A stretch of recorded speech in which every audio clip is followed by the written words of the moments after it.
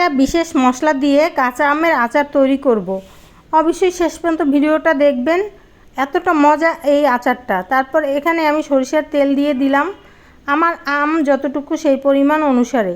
এখানে 1 কেজি আম হলে আপনি হাফ কাপের বেশি সরিষার তেল দিবেন। আমার এখানে প্রায় 4 থেকে 5 কেজি আমের আচার তৈরি করছি, সেই অনুসারে আমি তেলটা দিয়ে নিয়েছি। তারপর হলুদের গুঁড়া, মরিচের গুঁড়া, তেলটা যখন গরম হয়ে আসলো তখন আমগুলোকে দিয়ে দিয়েছি। তারপরে হলুদের গুঁড়া, মরিচের গুঁড়া, তারপরে লবণ দিয়ে আমি কিছুক্ষণ নেড়েচেড়ে নিব। তারপরে এখানে অ্যাড করে দিব গুড়। এটা ছিল আখের গুড় ছিল, তো তুলতে একটু সমস্যা হচ্ছিলো, তাই আমি ক্যামেরাটা অফ করে কিছুটা গুড় দিয়েছি।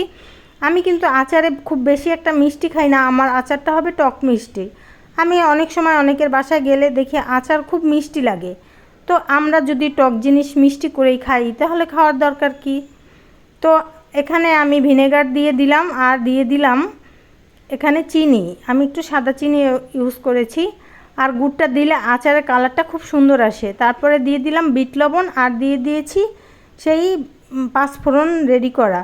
আমি আচারটা দেখে লোভ সামলাতে পারছি না, সমোচা দিয়ে একটু তুলে খেয়ে দেখলাম, এতটা মজা, আমার মুখে আবার পানি চলে আসছে এখন। আপনারা এভাবে একদিন বানিয়ে খেয়ে অবশ্যই আমাকে জানাবেন সত্যি কেমন হয়েছিল।